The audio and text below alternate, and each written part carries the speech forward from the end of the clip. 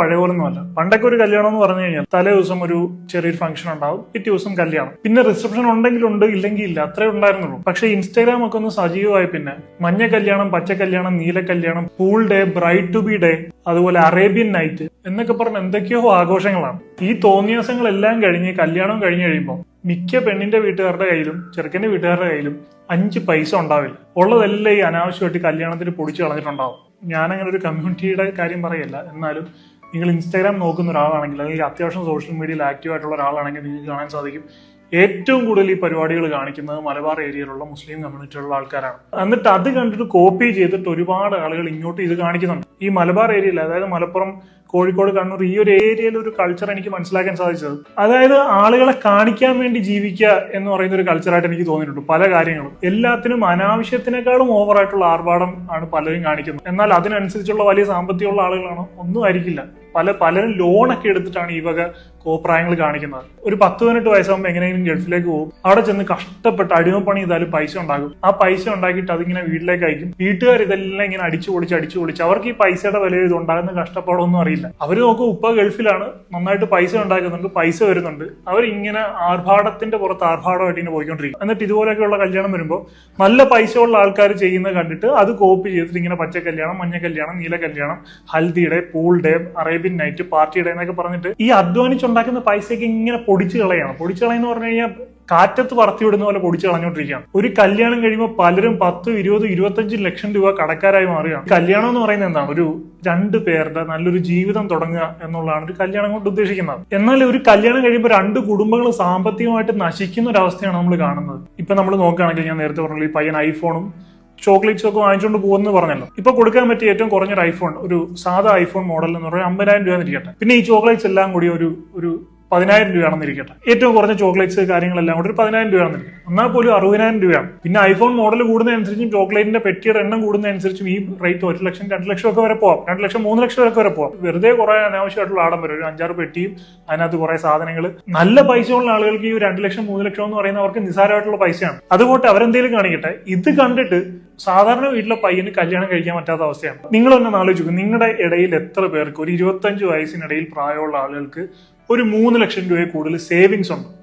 ബാങ്കിൽ ഒരു 3 ലക്ഷം രൂപ കൂടുതൽ സേവിങ്സ് ഉണ്ട്.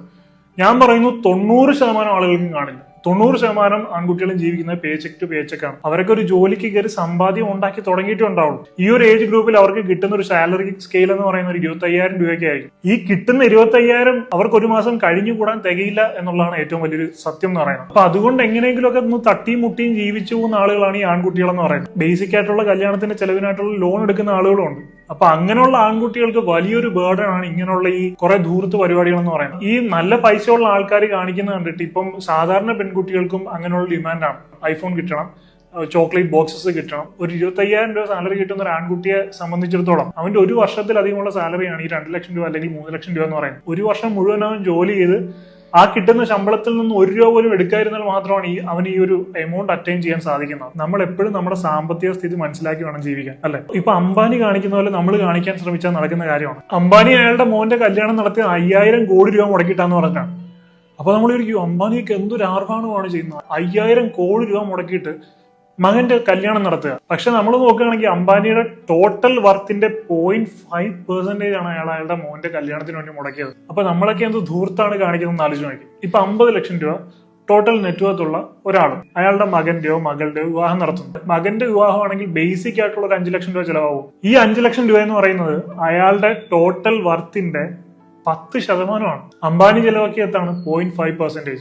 അംബാനി അയാളുടെ മകന്റെ കല്യാണത്തിന് വേണ്ടി ചെലവാക്കിയതിന്റെ 20 ഇരട്ടിയാണ് ഒരു സാധാരണക്കാരൻ അയാളുടെ മകന്റെ കല്യാണത്തിന് വേണ്ടി ചെലവാക്കുന്നത്. ഇനി മകളുടെ ആണെങ്കിൽ പറയേ വേണ്ട. സ്ത്രീധനം എന്നൊക്കെ പറയുന്ന പരിപാടി ആക്റ്റീവ് ആയിട്ടുണ്ട്. കേരളത്തിലെ ഒരു സിസ്റ്റവും കസ്റ്റവും കാര്യങ്ങളും ഒക്കെ വെച്ചിട്ട് മിനിമം ഞാൻ ഈ പറഞ്ഞ പോലെ 5 ലക്ഷം രൂപയാണ്. ആളുകൾക്കുള്ള ഭക്ഷണം, ഓഡിറ്റോറിയത്തിന്റെ റെന്റ്, അതുപോലെ തന്നെ കല്യാണത്തിന്റെ ഡ്രസ്സ് എടുക്കുന്ന ചെലവുകൾ. ഈ കല്യാണത്തിന് ഡ്രസ്സ് എടുക്കുക എന്ന് പറഞ്ഞാൽ ചെറുക്കനും പെണ്ണും മാത്രമല്ല, ബന്ധുക്കൾക്കൊക്കെ എടുത്തു കൊടുക്കുന്ന സിസ്റ്റം ഉണ്ട്. പെൺകുട്ടിയുടെ ഒരു ആൺകുട്ടിയുടെയും ജീവിതം തുടങ്ങുന്നതാണ് കല്യാണം എന്ന് പറയുന്നത്. അപ്പൊ ഈ ജീവിതം തുടങ്ങുമ്പോൾ തന്നെ വലിയൊരു കടബാധ്യതയും ആവശ്യമില്ലാത്ത ഫിനാൻഷ്യൽ സ്ട്രെസ്സും തലയിൽ എടുത്തു വെച്ചിട്ടാണ് ജീവിതം തുടങ്ങുന്നത്.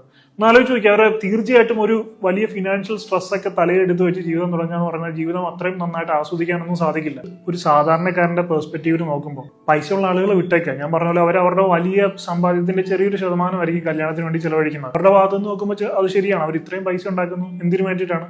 അപ്പൊ അത് എവിടെയെങ്കിലുമൊക്കെ ചെലവഴിക്കണം, എങ്ങനെയെങ്കിലും ഒക്കെ അവർക്ക് അത് ആസ്വദിക്കണം, അതിന് വേണ്ടിയിട്ട് അവർ ഇത്രയും ആർഭാടം കാണിക്കുന്നു. എന്നാൽ ഒരു സാധാരണക്കാരനെ സംബന്ധിച്ചിടത്തോളം അവനവന്റെ ഡേ ടു ഡേ ലൈഫ് മുന്നോട്ട് കൊണ്ടുപോകാൻ കഷ്ടപ്പെടുന്ന ഒരാൾ അത് കോപ്പി അടിച്ച് ഇത്രത്തോളം ആർഭാടം കാണിച്ചൊരു വിവാഹം നടത്തേണ്ട കാര്യമുണ്ടോ എന്ന് ഇനി വരുന്ന പുതുതലമുറയെങ്കിലും ആലോചിക്കേണ്ട ഒരു വിഷയമാണ്. ഉള്ളവൻ കാണിച്ചോട്ടെ, കുഴപ്പമില്ല, പക്ഷെ ഇല്ലാത്തവൻ അത് കോപ്പി ചെയ്ത് ഒരു ഫിനാൻഷ്യൽ ബേർഡൻ തലയിൽ എടുത്തു വെച്ച് ജീവിതം നശിപ്പിക്കുന്ന എന്തിനാണ്? പല ആൺകുട്ടികളുടെയും പെൺകുട്ടികളുടെയും രക്ഷിതാക്കള് 10, 15, 20 ലക്ഷം രൂപ കടക്കാരായിട്ട് മാറുകയാണ്. അവരവരുടെ നല്ല പ്രായം മുഴുവൻ കഷ്ടപ്പെട്ടു. അവരുടെ വാർദ്ധക്യം എന്ന് പറയുന്നത് അതെങ്കിലും അവർക്ക് വേണ്ടി ഒരു മാറ്റി വെക്കേണ്ട ഒരു സമയത്ത് അവർ ഈ വിവാഹം കഴിപ്പിച്ചു വിട്ട കടവും കൂടി തീർക്കാൻ വേണ്ടി ചെലവഴിക്കുക എന്ന് പറയുന്നത് അത് കുറച്ച് ബുദ്ധിമുട്ടാണ്. ഇപ്പൊ ഒരു വീട് വെച്ചു, അതിന്റെ കടമുണ്ട്, അത് തീർക്കുക, ഓക്കെ, അത് ബേസിക് ആയിട്ടുള്ളൊരു നീഡാണ്. ഒരു ഷെൽട്ടർ എന്ന് പറയുന്ന ഒരു നമ്മുടെ ബേസിക് നീഡാണ്. അല്ലെങ്കിൽ അങ്ങനെ എന്തെങ്കിലും ബേസിക് ആയിട്ടുള്ള ആവശ്യത്തിന് വേണ്ടിയുള്ള കടമാണെങ്കിൽ അത് നമ്മുടെ ബേസിക് ആയിട്ടുള്ള നീഡാണ്, കുഴപ്പമില്ല. ഈ വിവാഹം എന്നൊക്കെ പറയുന്നത് നമുക്ക് ഈ ഇത്രയും ആഡംബരം അല്ലെങ്കിലും വിവാഹം നടന്നോളും. ഇത്രയും ആഡംബരമായിട്ട് വിവാഹം നടത്താത്തതുകൊണ്ട് ഭാവിയിൽ അവർക്ക് കുട്ടികളൊന്നും ഉണ്ടാകാതിരിക്കുകയൊന്നുമില്ല. അതുപോലെ തന്നെ ഈ പെൺകുട്ടിയുടെ ആൺകുട്ടിയുടെ പെർസ്പെക്റ്റീവിൽ നോക്കുകയാണെങ്കിൽ കടബാധ്യത ഇല്ലാതെ നല്ലൊരു ലൈഫ് മുന്നോട്ട് കൊണ്ടുപോകാൻ വേണ്ടിയുള്ള പൈസയാണ് ഈ വിവാഹത്തിന് വേണ്ടി അനാവശ്യമുള്ള പച്ച കല്യാണം, മഞ്ഞ കല്യാണം, നീല കല്യാണം, വയലറ്റ് കല്യാണം എന്നൊക്കെ പറഞ്ഞിട്ട് അനാവശ്യമായിട്ട് ധൂർത്തടിച്ച് കളയുന്നത്. ഇത് കാലാകാലം ചരിത്രത്തിൽ രേഖപ്പെടുത്തുന്ന സംഭവമൊന്നുമല്ല. അടുത്തൊരു കല്യാണം വരുമ്പോൾ നിങ്ങളുടെ കല്യാണത്തിന്റെ കാര്യം ഈ പറയുന്ന ആൾക്കാരെല്ലാം മറക്കും.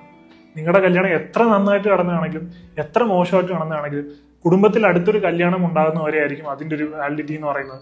അല്ല ലൈഫ് ലോങ് ആരും അത് പറഞ്ഞുകൊണ്ടിരിക്കില്ല. ഒരു 10 വർഷം കഴിയുമ്പോഴും നിങ്ങളുടെ കല്യാണം ബെഞ്ച് മാർക്കായിട്ട് ഇരിക്കില്ല. കാരണം അപ്പോഴത്തേക്കും അതിന്റെ സിസ്റ്റങ്ങളും കാര്യങ്ങളും ഒക്കെ മാറും, പുതിയ കാര്യം വരും. അന്നത്തെ കാലത്ത് എത്ര വലിയ സെറ്റപ്പ് നടത്തിയ കല്യാണമാണെങ്കിലും പുതിയ സിസ്റ്റവും കാര്യങ്ങളൊക്കെ വരുമ്പോൾ അതിനായിരിക്കും പ്രയോറിറ്റി പോകുന്നത്. അപ്പോൾ അനാവശ്യമായിട്ട് ഇത്രയും പൈസ അടിച്ചു പൊളിച്ച് നശിപ്പിച്ച് കളയേണ്ട കാര്യമുണ്ടോ എന്ന് തീർച്ചയായിട്ടും ആലോചിക്കുക.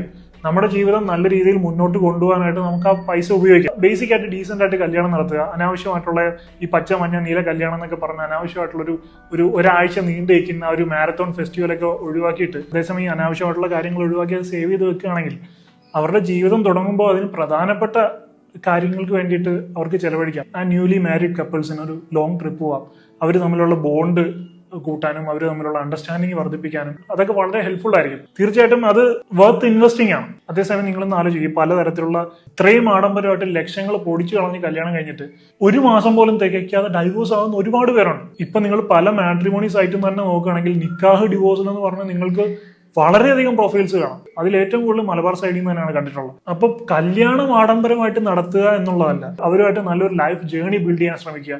അതിനൊക്കെ വേണ്ടിയിട്ടാണ് പരിശ്രമിക്കേണ്ടത്.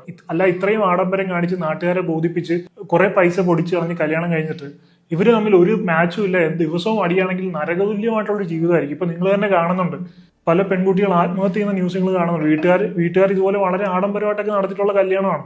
കൊടുത്ത കാർ ഇഷ്ടപ്പെട്ടില്ല എന്ന് പറഞ്ഞിട്ട് ടോർച്ചർ ചെയ്ത ആളുടെ കാര്യമൊക്കെ ന്യൂസിൽ നമ്മൾ കണ്ടതാണ്. ഇങ്ങനെയൊക്കെയുള്ള പല കാര്യങ്ങൾ കാണുകയും കേൾക്കുകയും ചെയ്യുന്നതുകൊണ്ട് ഇപ്പൊ പെൺകുട്ടികൾക്കും ആൺകുട്ടികൾക്കും കല്യാണം കഴിക്കാൻ തന്നെ ഇൻട്രസ്റ്റ് ഇല്ലാതിരിക്കുകയാണ്. കല്യാണം എന്ന് പറയുമ്പോൾ തന്നെ അവർക്കൊരു ട്രോമ പോലായി വന്നിരിക്കുകയാണ്. വലിയ സ്ത്രീധനം വാങ്ങിക്കാതെ സ്ത്രീധനം വേണമെന്നൊക്കെ പറഞ്ഞ് കല്യാണം കഴിക്കുന്നതാണെങ്കിൽ പെൺകുട്ടി ഇതുപോലെ ഐഫോൺ വേണം, 10 ബോക്സ് ചോക്ലേറ്റ് വേണം എന്നൊക്കെ ഡിമാൻഡ് ചെയ്യുകയാണെങ്കിൽ ചിലപ്പോൾ 25,000 രൂപയ്ക്ക് ഏതെങ്കിലും കമ്പനി ജോലി ചെയ്യുന്ന ഒരു പാവപ്പെട്ടവനായിരിക്കും. അത് കേൾക്കുമ്പോൾ തന്നെ അവന്റെ നെഞ്ചിടിക്കും. സോ ഉള്ളവൻ പലതും കാണിക്കും, അത് കണ്ടിട്ട് ഇല്ലാത്തവൻ അതുപോലെ ചാടാൻ പോയി കഴിഞ്ഞാൽ ജീവിതം ലോക പരാജയമായിട്ട് മാറും. സോ നമ്മൾ ചിന്തിക്കുക, നമ്മൾ എവിടെയാണ് നിൽക്കുന്നത്, നമ്മുടെ കേപ്പബിലിറ്റി എന്താണ്. ലൈഫ് ലോങ് ഒരു കടബാധ്യത ഉണ്ടാക്കി വെച്ചിട്ട് അത് തീർക്കാൻ വേണ്ടി നശിപ്പിച്ച് കളയേണ്ടതല്ല നമ്മുടെ ജീവിതം. നമുക്ക് നമ്മുടെ ജീവിതം ജീവിച്ചു കഴിയുമ്പോൾ എന്തെങ്കിലുമൊക്കെ വർത്തായിരുന്നു എന്ന് നമുക്ക് തോന്നണം. ഇത്രയും ആഡംബരം നടത്തി ഒരു കല്യാണം നടത്തിയിട്ട് അവസാനം അത് ഫെയിലിയർ ആയി കഴിഞ്ഞാൽ നമ്മുടെ ലൈഫ് തന്നെ ഒരു ഫെയിലിയർ ആണെന്ന് ചിലപ്പോൾ നമുക്ക് തോന്നിപ്പോകും. അതേസമയം രജിസ്റ്റർ മാരേജ് ചെയ്ത ആളാണെങ്കിൽ പോലും നല്ലൊരു പാർട്ണറായിട്ട് ലൈഫ് ലോങ് അവർ ഹാപ്പി ആയിട്ട് പരസ്പരം മനസ്സിലാക്കി നല്ല രീതിയിൽ പോവുകയാണെങ്കിൽ അതിന് പകരം വെക്കാൻ മറ്റൊന്നുമില്ല.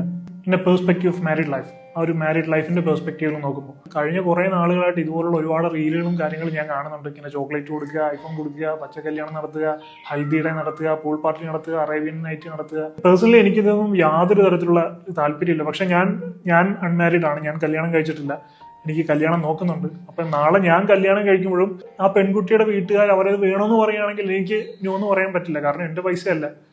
അവർ പറയുകയാണെങ്കിൽ ഞങ്ങളുടെ പൈസയാണ്, ഞങ്ങൾക്ക് ഇഷ്ടമുള്ള ചെയ്യുമെന്ന് പറഞ്ഞു കഴിഞ്ഞാൽ എനിക്ക് മറ്റൊരാളുടെ കാര്യത്തിൽ കയറി അത്രയും ഇന്റർഫിയർ ചെയ്യാൻ സാധിക്കില്ല. എനിക്ക് എന്റെ കാര്യം മാത്രമേ തീരുമാനിക്കാൻ സാധിക്കുള്ളൂ. ഞാൻ ഇങ്ങനൊന്നും ചെയ്യുന്നില്ല എന്ന് എനിക്ക് തീരുമാനം എടുക്കാൻ സാധിക്കും. സോ ഈ കാര്യങ്ങളൊക്കെ അവരവർ തീരുമാനിക്കേണ്ട കാര്യമാണ്, അവരവർ സ്വയം മാറേണ്ട കാര്യമാണ്. സോ അതൊക്കെ ഓരോരുത്തരുടെ പേഴ്സണൽ ചോയ്സസ് ആണ്. അപ്പൊ ഇനിയുള്ള നമ്മുടെ ഈ ജനറേഷനെങ്കിലും ഇതൊക്കെ മനസ്സിലാക്കി നമ്മുടെ ഫിനാൻഷ്യൽ കേപ്പബിലിറ്റിക്ക് മുകളിൽ നിൽക്കുന്ന ഈ അത്യാർഭാടകരമായിട്ടുള്ള അനാവശ്യ കാര്യങ്ങളൊക്കെ വേണ്ടാന്ന് വെച്ച് കഴിഞ്ഞാൽ തീർച്ചയായിട്ടും മുന്നോട്ടുള്ള ലൈഫിൽ അത് വളരെയധികം പ്രയോജനം ചെയ്യും. അപ്പൊ എന്തായാലും ഇത്രയെങ്കിലും പറയണമെന്ന് തോന്നി. കുറെ പേർക്കെങ്കിലും ഇത് കേട്ട് ഒന്ന് ചിന്തിക്കും എന്ന് ഞാൻ പ്രതീക്ഷിക്കുന്നു. കുറെ പേർക്കെങ്കിലും പ്രയോജനപ്പെടും എന്ന് ഞാൻ വിശ്വസിക്കുന്നു. I hope you find this video helpful. So if you like this video, please like, share and subscribe. And please don't forget to enable the bell button. I'll see you in my next video. I'm Adil Hussain signing off.